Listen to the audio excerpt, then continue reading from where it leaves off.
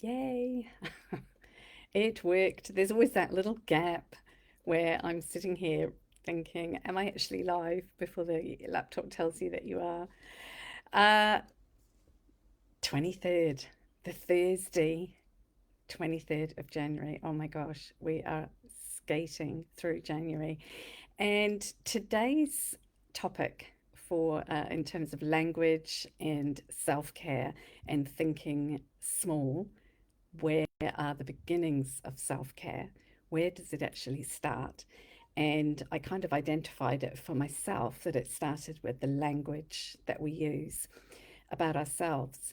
And what's morphed out of that is this awareness that it's language in general. I've been chewing over the topics that I wanted to share over these 7 days, and my topic today is success. And after yesterday, what I started to think about was I actually kind of expanded on my initial thoughts around success. And what I'd like you to do just now, just take a moment. If you've got a pen, grab a pen. If you've got your phone, just put it on notes or something. And jot down three, the names of three successful people. Three people that you feel are successful. Doesn't matter, there's no criteria. You're not going to have to share them. Uh, Jot them down. Think of those three people and in terms of their successes, people that you would class as successful people. And when you've done that, what I'd like you to do is I'd like you to think about your definition of success. So you've just written down the names of three successful people. Underneath it, jot down what you feel is the definition of success. What does success mean? We've got to start defining the words that we use, and this is absolutely crucial, and it is something that has caused so many issues for us, especially in terms of education, personal growth.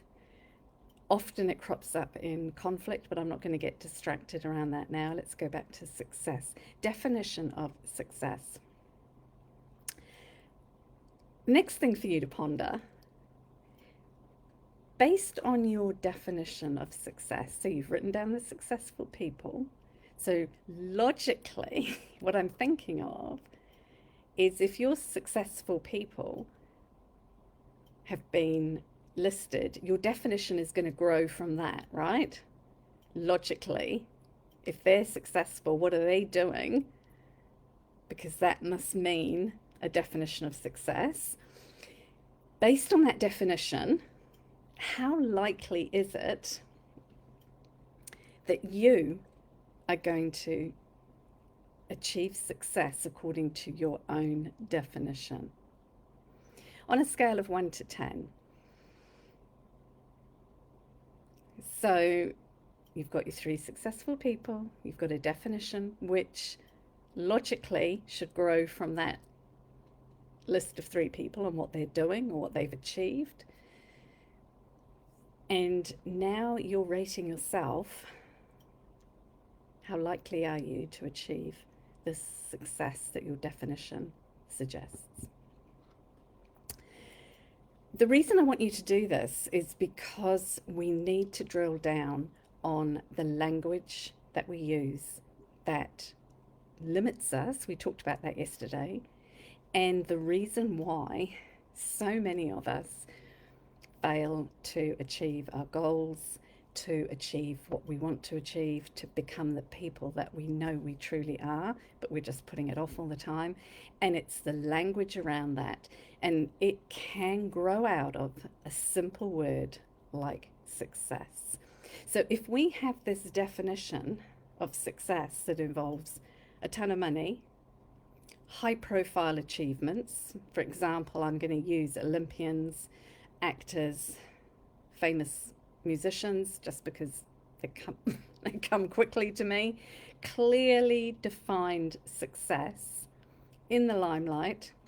If that's our model of success, we need to start saying to ourselves, is that serving us? Is that serving us?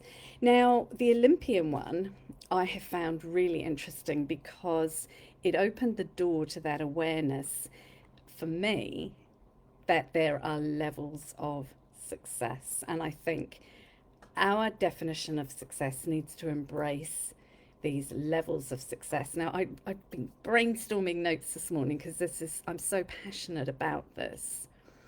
And what we need to do, what's worth doing, is applying some of the principles of learning to our definition of success. So, for argument's sake, there's a lot of memes, and I love this one where you've got the split screen and you've got the Olympic, whoever it is in whatever category. Let's use the sprinters, because that literally is seconds of success, seconds of fame. And maybe that's part of your definition of success, which is another interesting one. And then underneath the screen of him winning or her winning or whatever, you've got the truth. You've got the 10 years of training, the 10 years of watching what you eat, the 10 years of getting to bed on time, getting up early, the 10 years of lots and lots and lots of little successes that culminated in that big success. And to me, that represents that model of learning, which is notice the small wins and build on them. But if we've got fame, or if we've got achievement, exposed achievement as one of our criteria for success, we're missing opportunities to even get off the starting block. Because it's like we are looking at the only measure of success is the outcome. And I have worked with people who are trying to lose weight, trying to change their lifestyle for the better because they know in their heart they're not living true to themselves. And that is such a common issue, is they discount the lots of mini successes that lead to that ultimate, more public demonstration of success. And it's almost linked into that idea of do the work, when no one's watching. You've got to celebrate your own success. And I can speak to that because I do a lot of my training with my horses behind the scenes. Nobody ever sees it. I've started putting a little bit on YouTube because I want some feedback. But a lot of my successes with my horses, the little stuff, the stuff where you go, oh my God, I can't believe it, it's just me. And the property that I'm grazing on, the people in the house, I'm sure they've just got so used to me because I don't hold back. I am my own biggest cheerleader, and I get excited, and the horses get excited. Because if I didn't feed myself that enthusiasm and that reminder of these small wins, I would never, ever get off the starting block. Because you never get the end result when you're training using positive reinforcement straight away. It's a gradual build, right? It's a build on previous steps. And to me, that epitomizes our life. And maybe we need to start applying that principle to success, and to recognize that success is getting up to start the day, to go training. And that is maybe where we need to start looking at the language that we're using. We need to use success differently. We need to open the door to the opportunities where we can say, that was a success for me.